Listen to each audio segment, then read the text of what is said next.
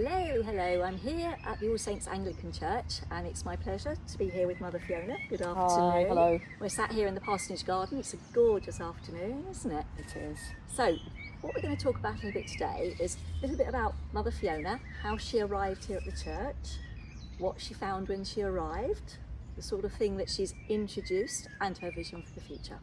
Fantastic. So, tell us a little bit about your journey to actually get here. How are you elected? I don't know anything about this sort of thing. Okay. So how did you become elected or appointed? Right. Well, I was ordained as a vicar quite late in life. Prior to that, I ran my own business. Okay. I was ordained and I was been in the place where I was. I'd been in Ealing in West London for quite some time. And I was beginning to look for a change. And because my first degree, before I did a theology degree, I did a languages degree. Okay. So I've in French and Spanish, and so Europe's always been interesting to me, and I've always used my languages with my business. Mm-hmm. And so I thought, well, maybe there's a way of using my languages as an ordained person, as a vicar. And so as I was looking for a move, I thought to myself, well, I'll keep an eye on any vacancies in the diocese in Europe. And we have a thing which is a weekly newspaper called the Church Times, and that gives all church news, but at the back, like any paper, it's got a list of job adverts. So I was kind of keeping a bit of an eye open for what might be available in Europe, and all of a sudden the vacancy at All Saints Puerto, Cruz, Tenerife popped up. And I thought to myself, that might be quite interesting. Mm-hmm. And so, to cut a long story short, I consulted with my grown-up children. They thought it sounded like a good idea. I applied for the job. I think there were probably something like about 11 applicants for the job. Oh, wow. Okay. They finally interviewed, they shortlisted and interviewed 3 or 4 people, and I was offered the job. But you did come, didn't you, incognito, just to have a little look around? Well, tell us a little bit about that. Okay, so I was offered the job at the beginning of December 2020. Beginning of December 2023, 2022. Right, 22. That's right. Let me get it right. And I had never been to Tenerife before. I had never Oh my goodness. in the island. How rude is that? Yeah. So I thought to myself, well, I'd better come. So I came. A few people knew I was coming. Obviously, those who'd interviewed me and the church wardens and the treasurer and that kind of thing. So 4 or 5 people knew and they'd met me and things like that. But I came for a weekend in the January of 2023. Was it a car boot weekend? It wasn't. No, it wasn't. Okay. So I had that delight to come sort of a bit later.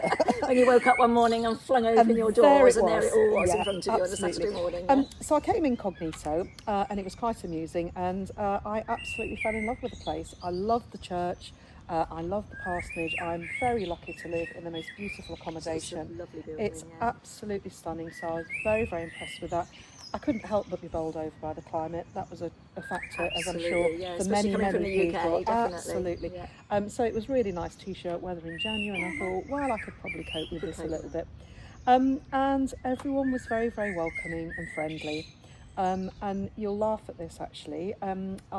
After church, like everyone else, I went to get some refreshments, as you do. Yep. And I didn't have any cash on me. I had no euros. And of course, I discovered that the only way that you can get a glass of cava in the bar is by paying for it in cash. Mm-hmm. And I didn't have any.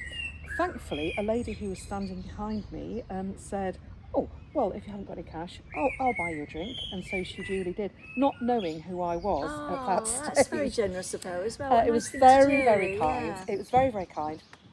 And so she bought me a drink. And then subsequently, when I was appointed and it was announced and blah, blah, blah, she realised who she bought a drink. I have done, hopefully. Good. I really liked everybody here. I thought people were so friendly. I so loved the place. But also, the minute I walked in the church, I felt at home. And one of the things that really stood out for me, I have always loved the painting, The Light of the World. Okay. And I had it in my study all the time. I was actually at my parish in Ealing. And I walked into this church to find a copy of that very same painting. It's almost like a guiding light. You should be here, really. It kind of felt it, and I thought, gosh, there's a connection here. And just, I don't know, it's small things like the hymns that were chosen that particular day were favourites of mine, things that I like very much. So I felt a real connection.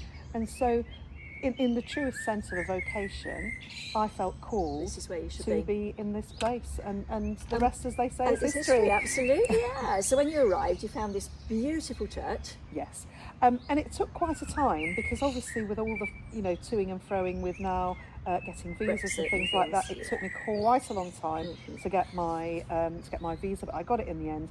And so I arrived at the end of September 2023. Okay. And yeah, I was, found a lovely church, a very warm welcome. And you mentioned the car boot earlier. I was then quite quickly introduced to the delights of the car boot sale. A fantastic event, though, isn't it? Very important. It happens on the first Saturday of every month. That's right. And it's a great fundraiser for the church, but it's more than that, Julie. People love coming. They love coming. It's a community spirit, community isn't it? spirit. Yeah, and what I absolutely. love about it, I and we'll talk about this in a moment, but I've got a very inclusive agenda. I want this place to be open and welcoming to absolutely whoever you are. You will have a welcome in this church and this community. And I think what's lovely about the car boot sale is people from all walks of life come along to it. They do. So local people even sometimes people even come from the south of the island specifically to attend the car boot sale. Yeah, it's very popular. It's very popular. Well known. And so it's a nice vibe. People sit here, they have a drink, they have something to eat, they buy some lovely stuff, and it's a really, really important community event, and accessible and open to everyone. To everybody, What the church? Just tell us a little bit about the church when you first arrived. What were your first impressions? Yeah, well, I couldn't believe it. I drove down a palm-fringed road, and all of a sudden I discovered this incredible English church, neo-Gothic church stuck right on on the end of it. Vicar of Dibley sort of thing, isn't it? Like that. So little village church. Very much so. You could find this church in any village in England. So it's a bit of a piece of England in this part of Tenerife, which is quite amusing. But what a stunning church! And I think it's got the it has the advantage of being one of the oldest, in fact the oldest Anglican church in the whole of Spain. It is indeed. It was built in 1893. And it was built on basically the inspiration of a group of people, pioneering people who lived here. They were here to import stuff to the UK, like bananas, onion seeds, tomatoes, all of that kind of thing. And they just felt they needed a church here. Needed somewhere to worship. Absolutely, and because it's predominantly a Catholic country as well, absolutely. Isn't it? So they weren't able to obviously worship at the Catholic Church unless they were Catholics. And so it was their foresight, really, that got them to find the money and got it off the ground and build the church. Yeah. And of course there's the English cemetery as well. Absolutely, down in the town. When people died here, as people obviously did, people lived and died here for, over a period of time, they weren't allowed to be buried in a Catholic cemetery. So just in the same way that a church was built for the Anglicans, a cemetery was built for effectively anyone that was non-Catholic. So we have quite a lot of Germans to be buried there, quite a lot of Dutch people as well as English people. As well, and it's a nice spot, isn't it? It's a very nice spot, yeah. Very calm, very quiet. One of our projects that we're looking at is to really do that up a little bit. There's some kind of things that need a little bit of work that needs doing, but still very active place. I still do interments and burials down there, and I'm quite often down there, and it's a quiet spot to sit and just reflect. Yeah, absolutely. So you made it here to Tenerife. The first time that you've ever been to Tenerife, and here you are living here now. Yeah. Beautiful surroundings. You've got this beautiful parsonage. You've got this beautiful church that you're fortunate enough to be the vicar of. Absolutely. When you arrived, you were met with a lovely congregation, very friendly, very welcoming. You know about you witnessed and have experienced the car boot sales that, as you say, go on once a month. What else since you've been here? You've been here, about 18 months nearly, 2 years? Yeah, about 18 months. What other things have come along during the time that you've been here? Well, for me, a very important aspect of our church is the children's ministry. So, if you don't have children in church, where's the future? So the children are, our future. They absolutely are. I want this place to be a place of worship for generations and decades to come. Absolutely. So I felt it was very important to really develop the children's ministry.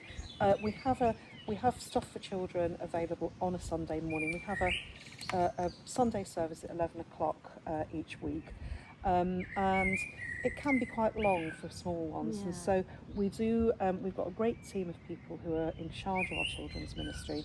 And they do activities during the service for kids. That's inside the church as well, is it? It's inside the church. Sometimes they come out as the garden as well if they're doing some slightly more noisy activities. But it's things for them to be doing whilst the service is going on. But it always connects. So it always connects with whatever we're talking about in the main service. The kids have a bit of a focus on that. And I'll give you an example. We were talking about love the other day, and they made this wonderful box with hearts and butterflies in it, and it had hands of different colours saying, we welcome people of all sorts of different nationalities and colours. And the idea was that we had this big box with hearts, and anyone who wanted to have one could have one. And they said it's for people who, if they're feeling sad or lonely, they can hold this heart and not feel like that. Yeah. And so that's a really, really important thing. That's an important thing to be teaching children as well, isn't it? Kindness is such an important thing. Absolutely. Isn't it? Yeah. And so we're talking about those kind of things with the kids. And then in addition to that, we have a messy church. I've heard a lot about messy churches. Yeah, well, messy church it's messy. It's messy. The idea behind messy church is that it's an initiative from the Church of England. So there are messy churches that run throughout, the Church of England. I ran one in my last parish, and it was very successful. And the idea is that family life is a bit kind of messy. It's you can't predict it. Nobody wants to sit still, and people are moving around all the time. And the idea is that it's a creative form of church. So there's always some creative activities. There's always some hands-on activities. There's usually some jumping around activities. And it's beautiful here as well, because you can do so much more outside than you probably did back in the UK. We do a lot outside. We can do a lot outside, but again with a focus. So there's a focus on a theme to do with Christian faith and that kind of thing, and as well as you say things like kindness and being looking after our parents as well as being looked after by them, and all of that kind of thing, and generosity, and that happens once a month. And also I think on Car Boot you say there's something goes on inside the church for that's children right. as well, so mum and dad can go off and have a browse, and there's exactly messy bits going on in the church. We know that kids aren't always wanting to be trailing around stalls or sitting while the parents are having some lunch and things like that. So there's always activities available in the church. Again, messy. We try and minimise the use of glitter, to be honest with you. I mean, glitter's... That gets everywhere, doesn't it, glitter? Yeah, yes. Glitter's fun, but it's really difficult to get up. But, there's a lot of sticking, colouring, and some of the children's artwork, again, is amazing. And this is in any language? This is in all languages? Or any language, anybody who speaks whatever language, any kids? Yes. And kids are great anyway. They seem to understand each other, whatever language they speak, kids don't they? do, and I think a lot of the kids that grow up here are maybe in Spanish school, they're bilingual, so they speak English and Spanish. Yeah. The messy church, we've got loads of nationalities. We've got English kids, we've got Spanish kids, Italian kids, they all find a common German, ground, don't they? Romanian, Polish, Indian. So really, really a big selection.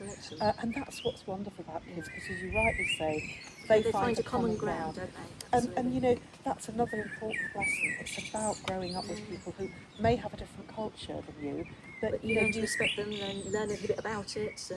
I mean, for example, we had a nice messy church one time where we invited people to come either in the national dress of their country or to bring a dish from their country, and that was fabulous. Yeah. So again, the kids were learning about what other people do and what other people like and so on. Cool. So I think all of that's really, really, really. So leading on from that, then kindness and what have you, you've introduced as well the Friendship Cafe on a Wednesday. Wednesday once a month. Yes, it's usually the first Wednesday of the month, and it starts at 10:45 and goes on till around about 12:30, 1:45, something like that. And that's really open to anyone. There's no religious content to this. It's just a cup of coffee, cup of tea, piece of cake, usually a lovely homemade cake. I had some very nice tiffin this morning, which was particularly good. So there's always something like that. And it's an opportunity to have a free coffee. We don't charge anything for it. And it's about building community, so anyone can come. So you don't need to be a churchgoer. And you can just turn up. quarter to 11. You can just Yeah, turn up. turn up whenever you like. Yeah. If you can't make it for quarter to 11, turn up at 20 past Yeah. 11. You know, and so it's very flexible. Come and go, sit and have a drink. And again, that covers all nationalities. You have lots of different nationalities come to that we, as well, don't you? we do. I mean, we've had a really welcome guests for the last few months from the Finnish church. Oh, Actually, okay, they down have in a church town. down in the town, and they're here during the winter usually. They normally go back to Finland, you know, sort of Aprilish, from now on, yeah, sort of thing. sort of thing, yeah. But it's been really, really good to get to know them a little bit and to work with them. And that's the real message for me. You know, I'm very keen to work with, you know, all our partners.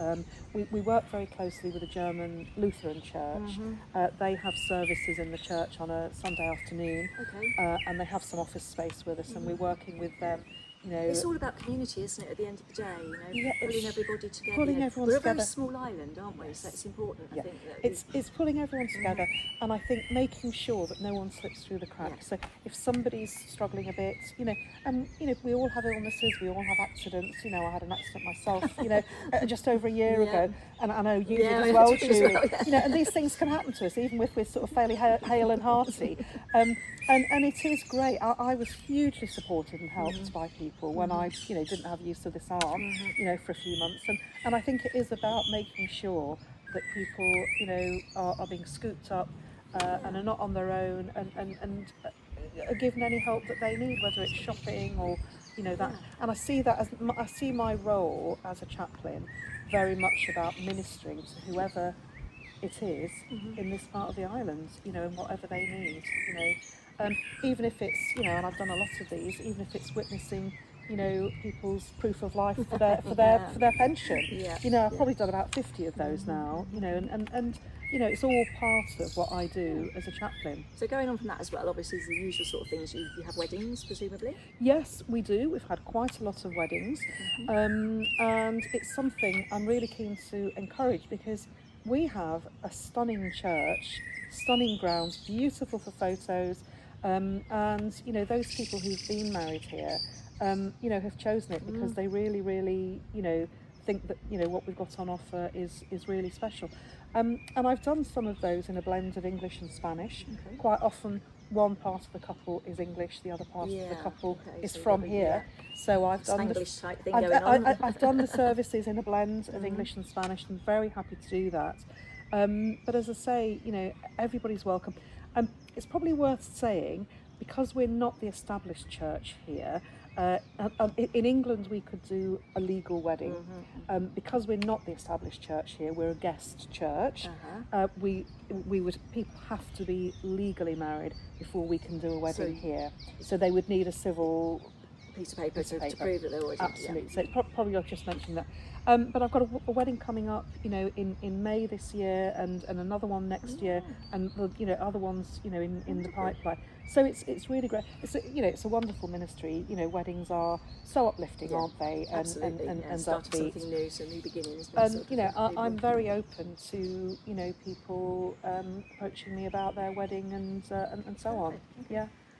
Games night, I think you have as well, don't you? Is that to do with the church, or is that just hosted by the church? We have a quiz night. Quiz night, yeah, quiz night once a month, more or less, and that's we host it here, so it takes place here. But each month, a different organisation will set the questions. Okay. So it could be the British Library, it could be the Games Club, But it that's could open be to Esther. anybody as well. It's absolutely open to anyone. It's a fun evening, and you know, you can just pitch up and, you know, join a team. You know, and I'm sure anyone would be glad to have you on there bit too. of brain power, yes. Extra bit of brain power, and it's relaxed. It's quite good fun. I set the questions for Christmas. So I thought that was probably quite appropriate. Absolutely. So yes. I did it, and people said, "Can you not make it too religious?" I said, "No, it'll be Christmassy." So it was Christmassy, which is Perfect. you know, kind of religious, but secular at the same time. Absolutely. So it was good fun to do actually. You know, we had guess the tune, you know, that sort of thing, and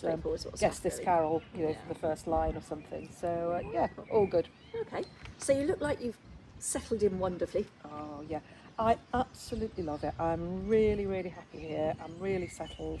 You know, I've made a lot of lovely friends. I feel very appreciated and welcomed by everybody. And I'm certainly here for the foreseeable future. Okay, so let's talk a little bit about the future then. Do you have Yeah. any plans, any vision for where you want to take things? Well, I mean, think you've got a great church council working with you. we've got a haven't you? fantastic council, really active and supportive and that kind of thing. And I think we're always looking, for new ways to, to develop things. I'm very keen on an eco agenda. I think I think it's very, very important that we look after our environment and our planet. And this is such a beautiful island with its own very unique flora and fauna. There are things here that only exist here, Absolutely, and yeah. we have to protect it. And I would also say that from a Christian point of view, care for creation is not an optional thing. It's part of what we should be doing. As a Christian, I believe that we were gifted this wonderful earth, and that we need to look after it, for future generations. for future generations. Yeah, And absolutely. you've only got to look at Valencia, Julie, and see, the results of climate change, and the shocking, isn't it? fires here, because of the heat, and just before I arrived. So, there's a real imperative, I think, to look after the environment, look after our little bit of, the place. And one of the plans that we've got is for solar panels. We would like to be, and again, it's about building sustainability for the future. I would like for us to be sustainable in terms of, thankfully we don't have big gas bills like you do in churches in the UK. We don't need heating. We don't need heating, but we need cooling, and we Yeah. use quite a bit of electricity one way and another. And so if we can get these solar panels, as many hotels and even homes around and about the place have done, Well, it then makes sense for the climate we live in as well, doesn't it? and it's a bit of a use the natural no-brainer. natural elements. What that do we we've have got, a lot of? Yeah, Sun. absolutely. And Make the most of so, it. I think, it seems like a really obvious way to go. We've had a number of quotes, and we're hoping to be able to, go forward with that a bit later in the year. And we will be completely self-supporting in 3 years. We'll have recouped the money we spent on the panels within 3 years, and So from it's a there on in, worthwhile investment, it's isn't it? and again, it's building resilience, financial resilience, and sustainability for the future. So I think that is really, really good. Wonderful. Talking about the sustainability, tell us a little bit about the certificate that you've got. Yeah, well, we've been awarded, it's a thing called Eco Church, and it comes from a charity called Arosha, who, basically administer the scheme. They're an environmental... Are they worldwide? They are. They're an worldwide, environmental charity. And we've been awarded a bronze Eco Church certificate last year, because we're really trying to, make some efforts towards sustainability and so on. And I'm hoping very shortly we're going to be getting our So silver. what sort of changes did you make to get the bronze certificate? Anything in particular? Well, we're looking at things like plastics, we're looking at recycling, all of that, all of those sorts of things, and just being really careful with what we do, looking at things like making sure we've got fair trade, products, and we're using fair trade products, that kind of thing, but also weaving in care for creation into our services, so making sure we're praying for the environment on a regular basis, making sure that we're doing work with the children particularly, and they're very, very interested in all of that. Yeah, absolutely. And we're hoping to be, making some contacts with local schools. I tend to do I've been doing a few assemblies at the British School Tenerife, and also St Andrew's School in El Salfal, and we're hoping to be working with them and other Spanish schools on things like eco projects in and around the church. I'd like to see us having a bug hotel, and that kind of thing, and bird boxes and those sort of things. I was very involved with a project with swift boxes at my last church, and I think anything we've got such a great space here. You can actually see that, you can hear the birds. Yeah, we can hear them while we're sat here, can't we? They're flying around, and butterflies as well. Loads of little butterflies. The bird song wakes me up in the morning, which I love, and anything we can do to encourage diversity of wildlife here, and I think schools are quite interested in that sort So of thing. children are in general. I think very- children are in general. I think they get it. So you have this bronze certificate, and now you're working towards a silver one. a silver one. Yeah. Perfect. Yeah. Okay, More excellent. news when we've got it. When we've got it, perfect. And of course, the other thing that you've introduced as well is the schools coming to visit. Tell us a little bit about that. Well, we've had a real interest from local Spanish schools coming along. I think they're interested. They do a module about the history of British people on the island. Right, okay. So obviously they're quite interested in the church and the history of the church and so on. For example, this morning I welcomed a group of people from a school in Los Realejos. So we've had kids of different ages. Today they were sort of 12, 13, but sometimes we have some of the older kids. And they're speaking Spanish and English. Do they use it as an opportunity to learn some English? It's a bit of both, yes. I mean, when it's younger children, I tend to do it a little bit more in Spanish, and then we do a little bit of English roundabout. But for the older kids, so if they're more like 17, 18, they've been doing English for a lot longer. So we try and do that in English. But I think it's really important. Again, it's local people understanding, that British people on this island are not just tourists that came in the 1970s, but there's actually been a really long-standing British community. And actually, I have to say, it's something I didn't know until I came here. Yeah, no, I don't think people realise. I don't think people realise at all, and so that's a really, really and also important. as well, it's going back to what you were saying before. It's another community thing, isn't it? It's bringing the Spanish and the locals together with the British community. It's about that integration. It's about the integration. It's integration and openness and welcome and not being a closed community. I think that's exactly the opposite of what a Christian community should be. It should be reaching outwards in a broad sweep like this, and that's what I've really been trying to do. And I think being a Spanish speaker really will helps make a in lot that. of difference. Yeah. Absolutely, absolutely. Because I can speak to and liaise with and answer other questions. people. And Fabulous. That's right. You've also have quite a lot of musical stuff going on, don't you, here in the church? Well, we do. Tell us something about quite a lot of different evenings that you have with different things going on, don't you? Lots of different things. And one of the things is that the acoustics in this church are absolutely fantastic. Oh, really? Yeah, Okay. so it's really, really good acoustics. So we have some wonderful classical concerts with the Puerto de la Cruz Philharmonic Orchestra and Choir. They come and do a lovely range of classical repertoire, different types of concerts. We've got one coming up. Sometimes it's a full orchestra and choir. Sometimes, for example, as in 3 weeks, it's a trio, piano, cello and voice, for example. And they're doing highlights from popular opera and things like that. Fabulous. So really, really, and we get people coming from Germany as well to do classical concerts. We've had quite a few wonderful, orchestras and trios. And these are all free, presumably. Yes. People can just come in. Most of them are free. Yeah. Most of them are free. So we've got that, and then at the other end of the spectrum, we've got a choir called Sweet Harmony that are slightly associated with the church, but sort of separate.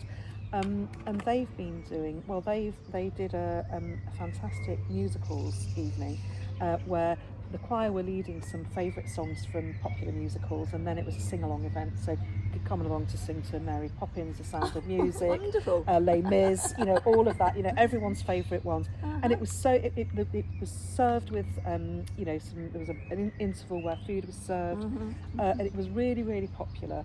And because of that, the same choir then led a community carol sing, which was great. So it was a few Christmas carols, sort of a churchy type, and then coupled with Rudolph the Red-Nosed Reindeer and Frosty the Snowman, and spice it up with a bit sort of thing, and those sorts of things. And there's one coming up on the 21st of March. So this is a musicals evening, take 2. Music always lifts you anyway, It doesn't it? absolutely does. It's And good for the soul, isn't it? It's good for the soul, and we are really, really blessed with some fabulous musicians. Our organist is a fantastic musician, and he's also got a great voice, and so we're really, really blessed with people who make, some high quality music.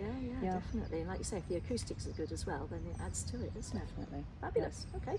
Well, thank you very much indeed for your time today. It's been really quite interesting, listening to your journey here, the sort of things that you found when you got here, the things that have been introduced since you've been here, and your vision for the future is absolutely fantastic as well. And I think it's imperative and very important, like you say, for the continuation, isn't it? For the continuation of the whole wonderful thing that is here. Yeah, I mean, we inherited this wonderful place, you know, and we've got to make sure we're giving, you know, we're paying it forward. Yeah, We are, absolutely. you know, sort of keeping the place, you know, all right for the future. Yeah.